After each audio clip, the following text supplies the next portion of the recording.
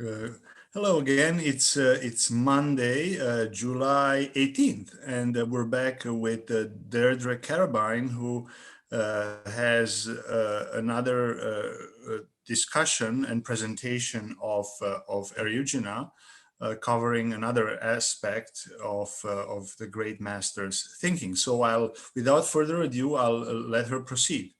Thank you, Deirdre. Please. Thank you very much, Professor Guyu. Thanks for having me.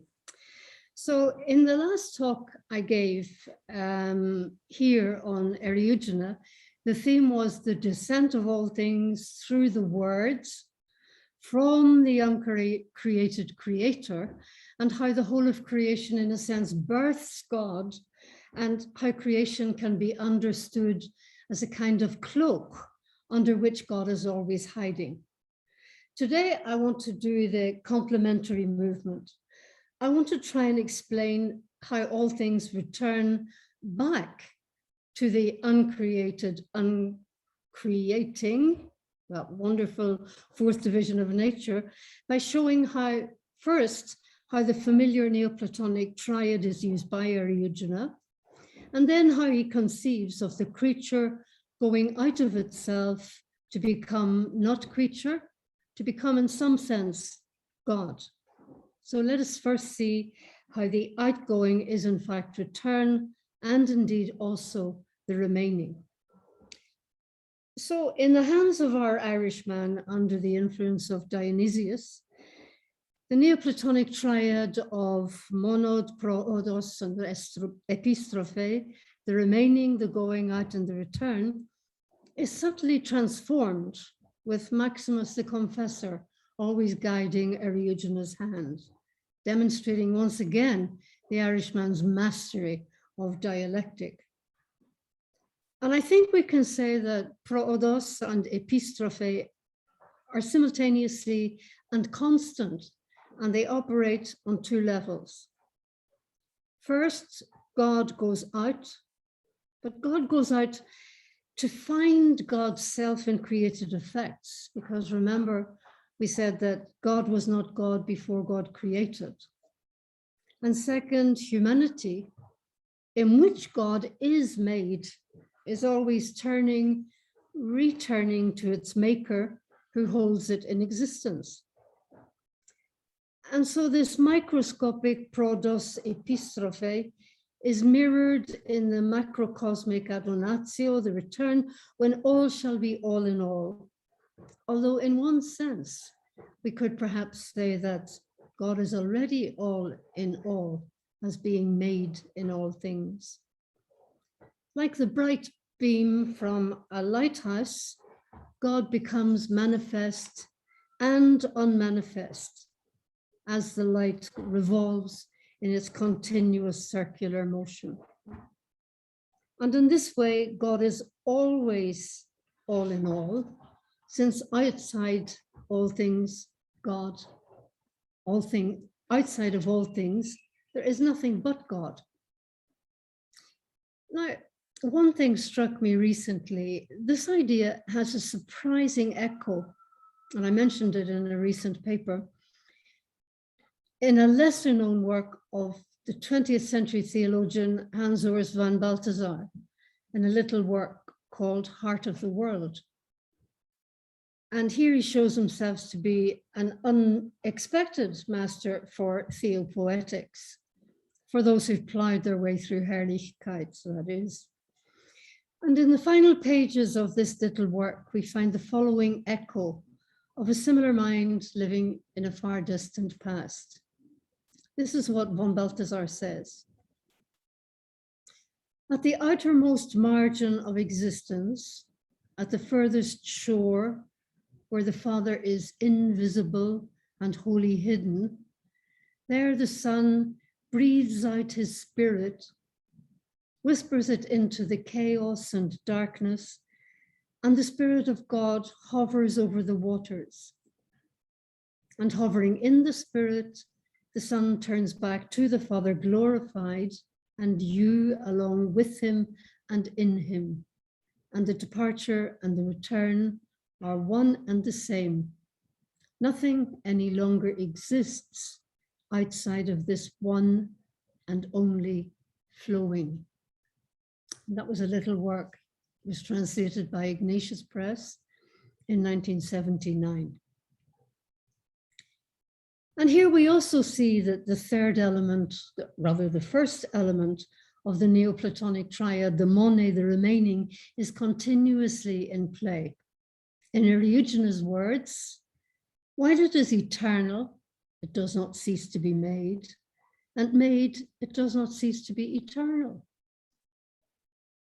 This moment occurs in the words of the writer of the Corpus Dionysiacum himself, when God is beguiled by goodness, by love, and by yearning, and is enticed away from his transcendent dwelling place and comes to abide within all things, and he does so by virtue of his supernatural and ecstatic capacity to remain nevertheless within himself.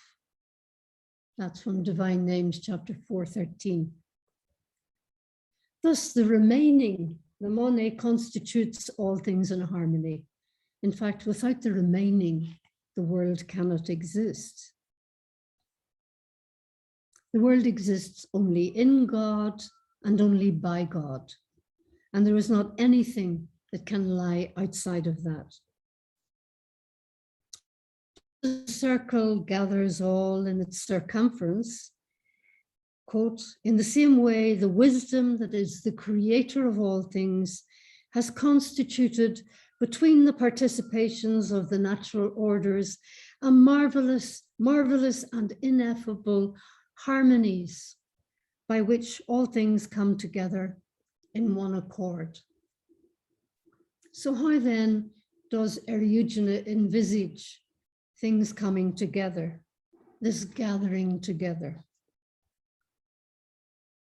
Taking the lead of Origen, while keeping Augustine's work open on his desk, always, the Pauline statement on eternal unity when God shall be all in all, 1 Cor 15:28, is often referred to by Origen and Eriugena, and in a sense it becomes the byline for the return. Although Eriugena had stated his intention to explicate the division of nature into four, the bulk of his discussions are, I think, as we have seen so far, centered around the tripartite, beginning, middle, the holding together, and end. So how are all these divisions gathered together, including the twofold division between created and creating? The first and the fourth divisions of nature are creating and uncreating. How are they gathered into unity? And just as we saw, as he put it, the marvelous and ineffable manner in which God creates God's self in the creature, in the return, the reverse is seen, when, again he repeats, by a miraculous and ineffable manner, all things come to their rest. Now let's look at this in a little more detail. At the beginning of Perifusion, Book 2, we see Eriugena turn once again to a discussion of how the four divisions of nature become two and eventually one. Having established that the second and the third of the four become two because they are created, remember? Now it's his task to show how the first and the fourth divisions, the uncreating, become one. And this is what Eriugena asks his student. But what if you join the creature to the creator, so as to understand that there's nothing in the former, save him who alone truly is, for apart from him is truly called, nothing apart from him is truly called essential, since all things that are nothing else insofar as they participate in him who alone subsists from and through himself, big long digression, apologies. Will you deny, he asks his student, that the creature and creator are one? Now, this suppose, this what if, this quid si, is a very clever sleight of hand, so subtle it could almost be missed. For it puts the onus for the rather bold statement on a supposition, not an outright statement of fact. Wilhelmine Otten has written a very insightful article on the quid si, where she concludes that it is, in a sense, always happening. So Eriugena discusses the four divisions of nature in various contexts in Perifusion. And in general, he says that seeing God as cause and end basically is the result of our two modes of contemplation, our duplex theoria. In reality, no difference exists between the first and the fourth divisions of nature. They're simply our contemplations of God as beginning and end. So this gathering together, this resolution of what had been divided through creating and uncreating, must now be read first in the light of the cosmic adunatio, Eriugena's exegesis of texts dealing with the return of all things through humanity and then individual souls, when everything shall return into the heavenly house of God. The second aspect of the return, this is chiefly dealt with in Book 5 of Perifusion, into the original condition in which it was created, is where he shows his most astute exegetical skills.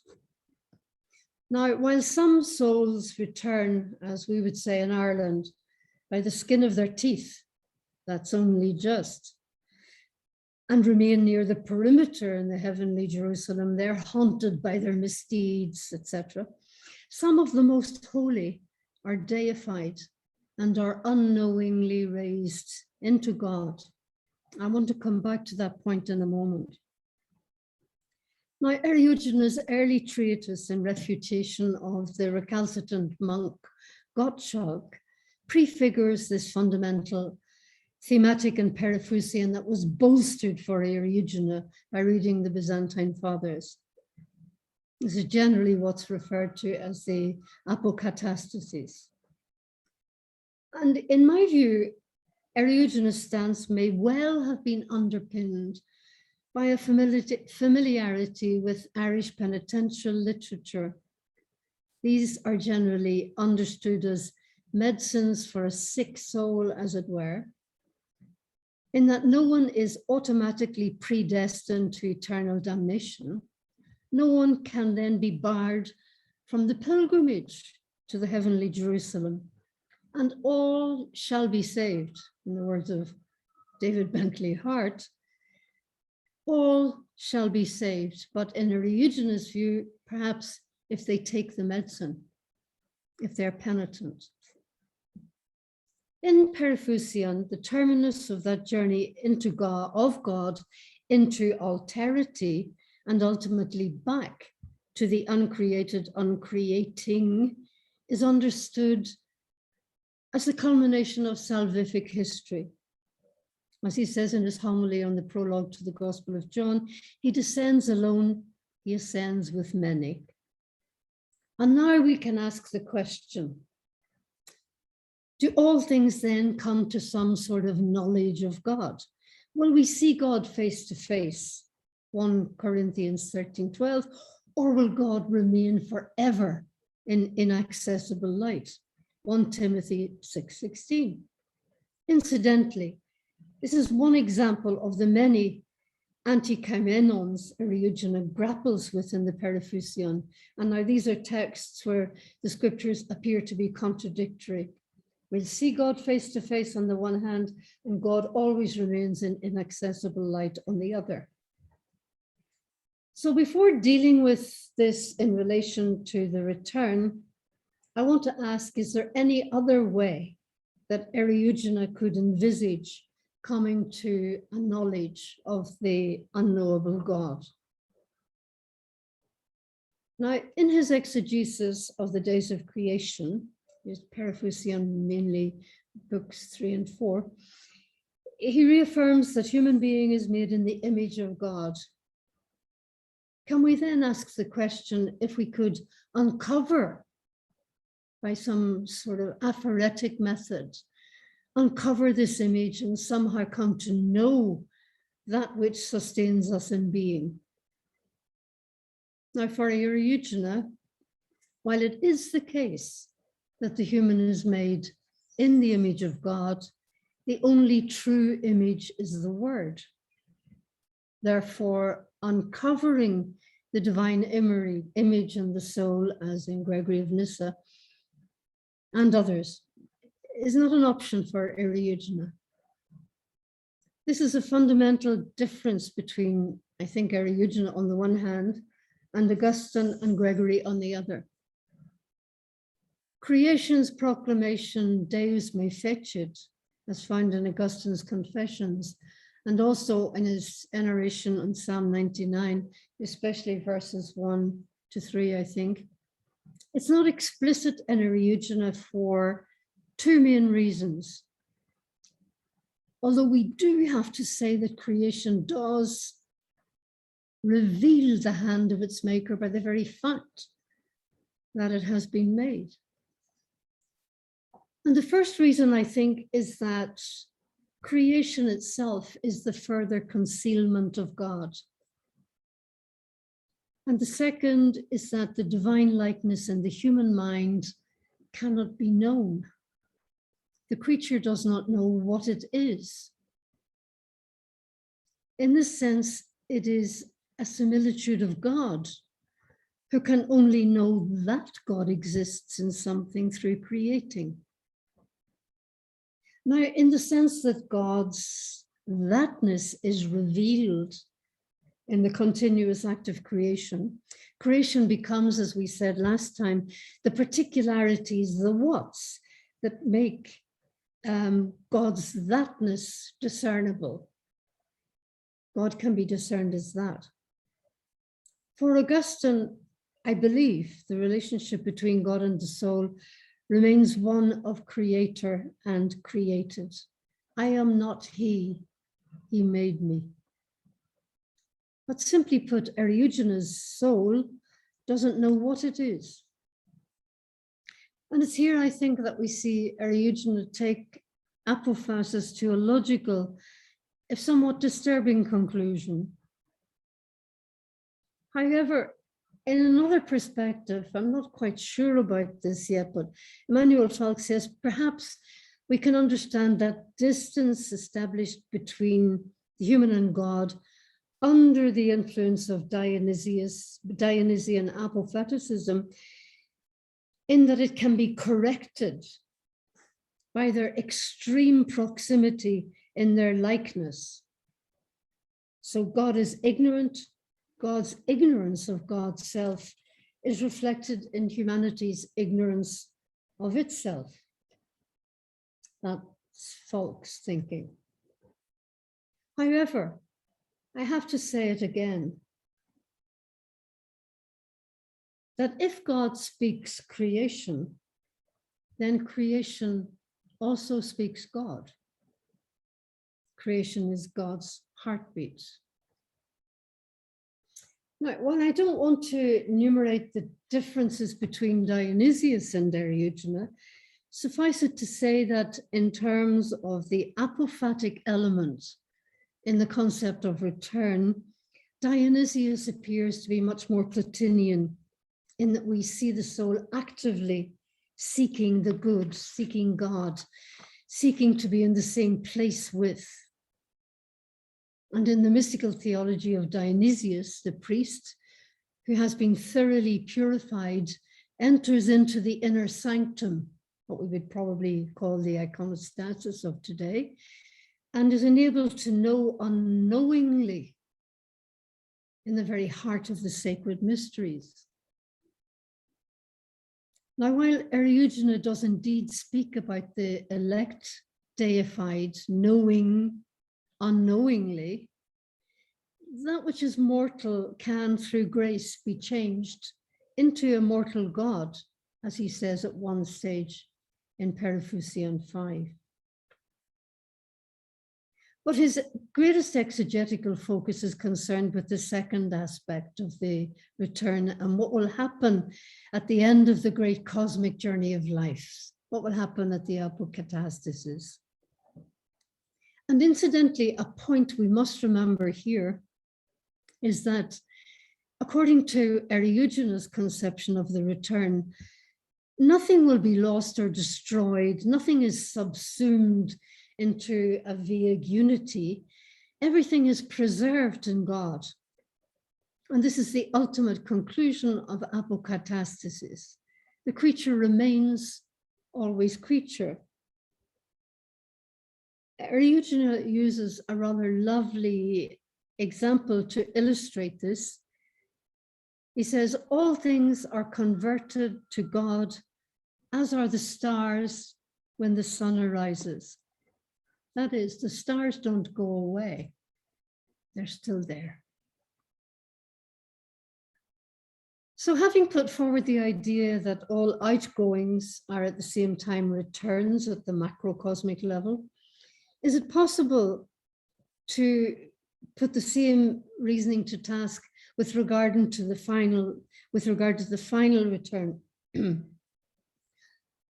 As noted in Periphusian, the individual soul does not engage in the practice of purification to reach God, because all souls, all humanity will partake in the final resolution when the word through which they came into being returns all things to the silence of the uncreated, uncreating in eternal theophany. And in this general return, and indeed the specific return, humanity will never see God except in theophany, despite 1 Corinthians 13:12, when God will be seen face to face, a text that is made much of by Augustine. I want to come back to this again. But a third gathering that we find in Eriugena, another aspect of the return, is concerned with those who, besides ascending to the highest point of the nature which is created in them, can, through the abundance of God's grace, pass beyond the limitations of nature and, in a sense, on that super essential plane, be transformed into God, and shall be, as Eriugena says, in him and with him one. And now I'm itching to ask the question again, will these souls then know God? Not surprisingly, the answer is in the negative, because Eriugena must remain true to his apophatic reasoning. Such holy souls will enter into the darkness of the incomprehensible and inaccessible light which conceals the causes of all things. And of this secret mystery, of course, nothing further can be said. This is a wonderful parallel with the descent of the Creator, where it appears that Creator and created are one. In the deification of holy souls, nothing shall be manifested save God alone.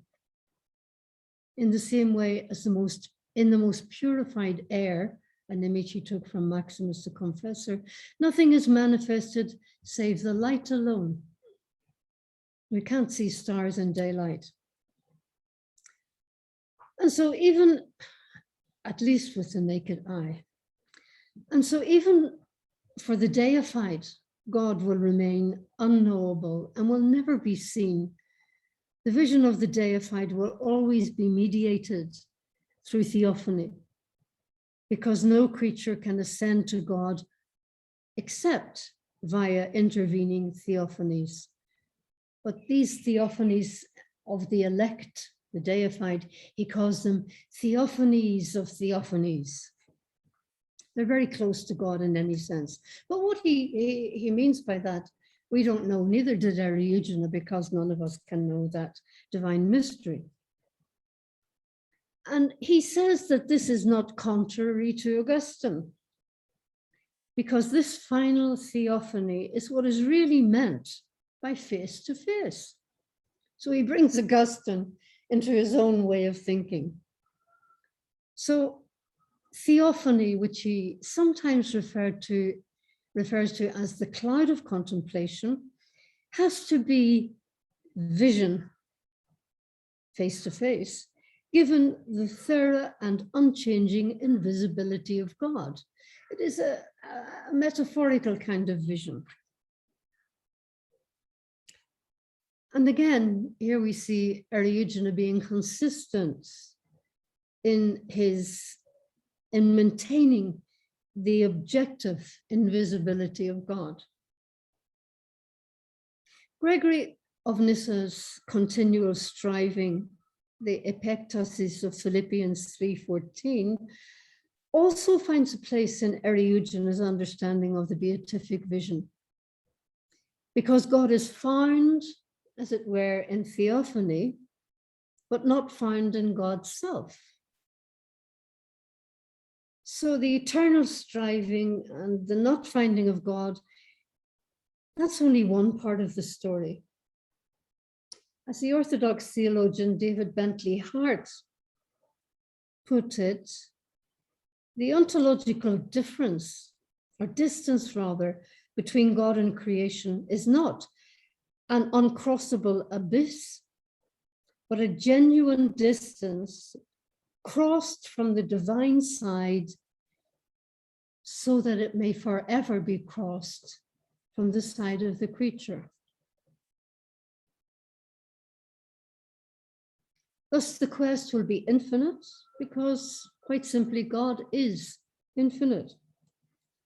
And if we understand creation as God at a distance, as Hart does, through speaking the word, then that distance can never be done away with. The word can't be unspoken. It remains spoken. So even in the highest theophany, the elect will know only that God is, not what God is.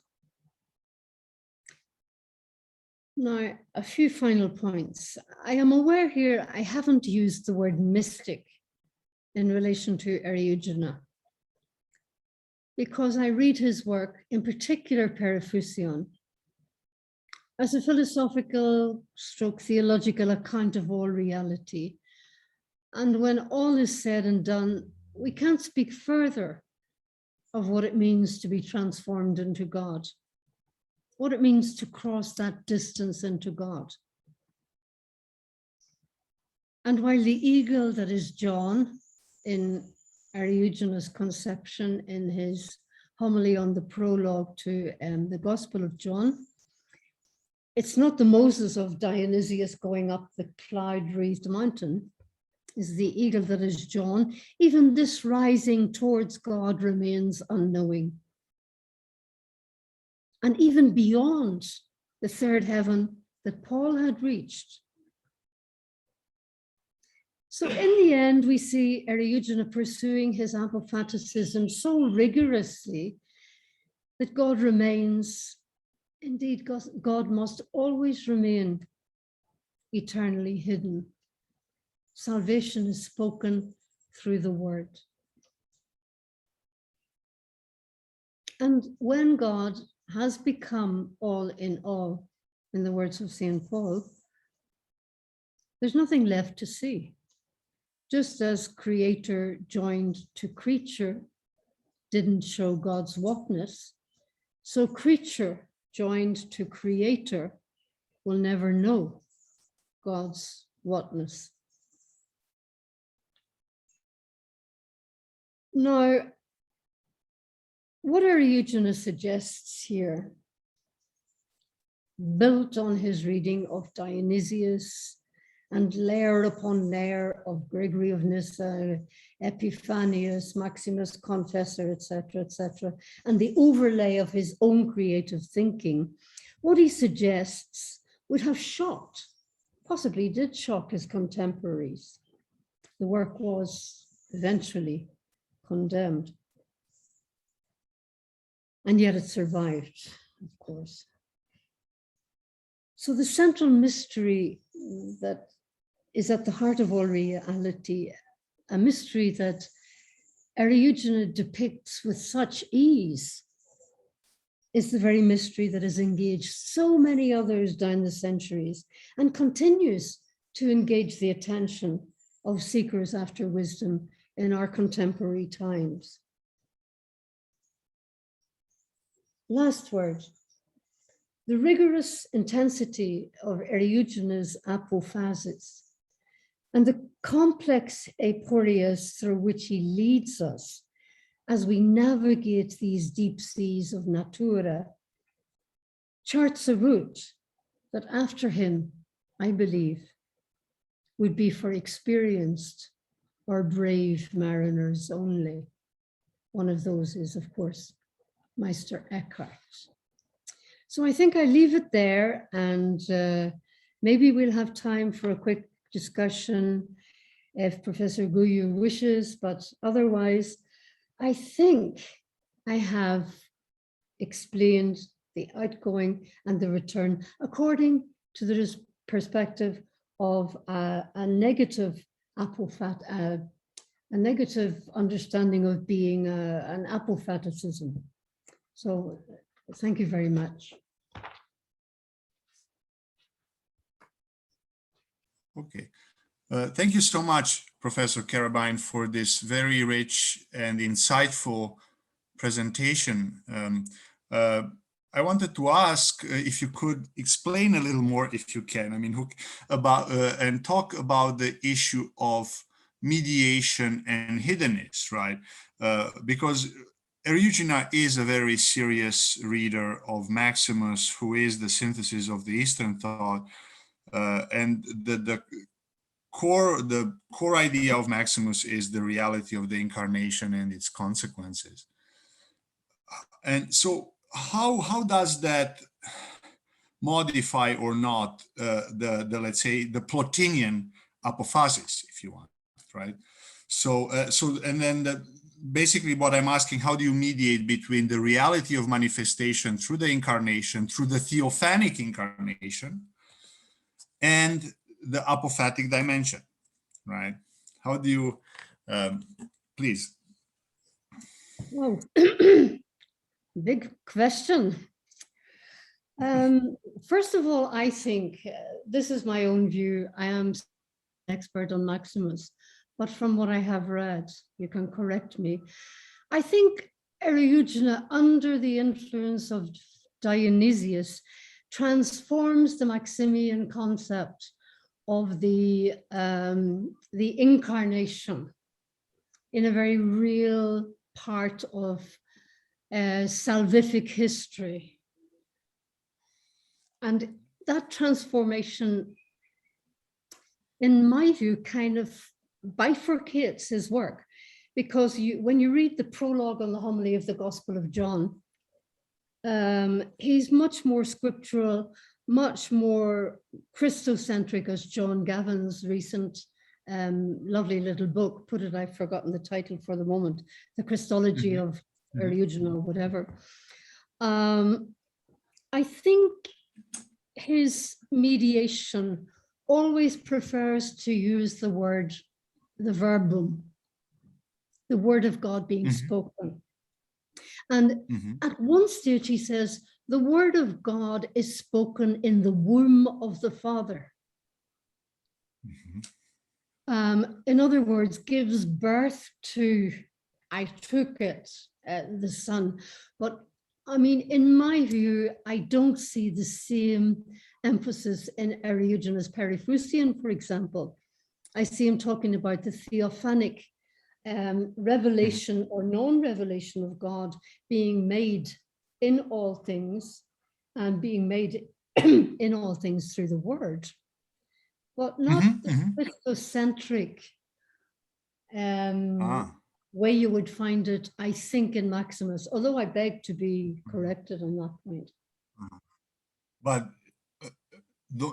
don't you think that when you say that in the word, in the perifusion, the mediation is through the word, that word is capital logos? It's the logos. It's Christ the logos. So Yes, it's. but yes.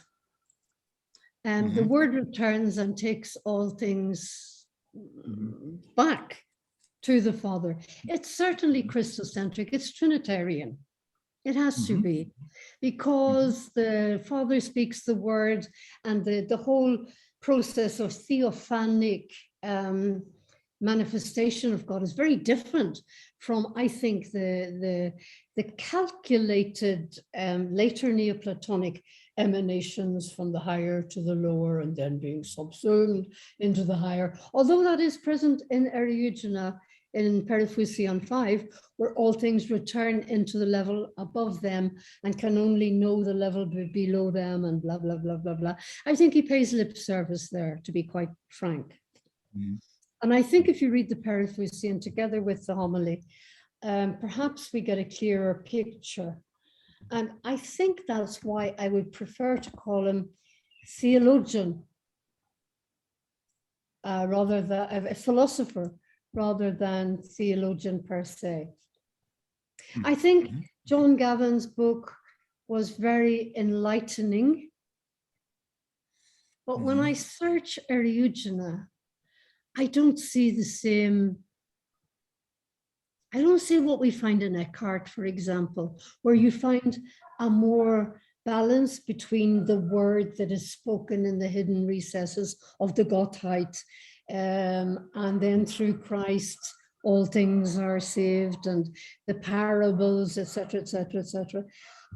I find Ereugena's thinking, I can't quite categorize it, to be honest. Maybe Well, he's Irish, right? He's Irish. he's Irish, that's for sure.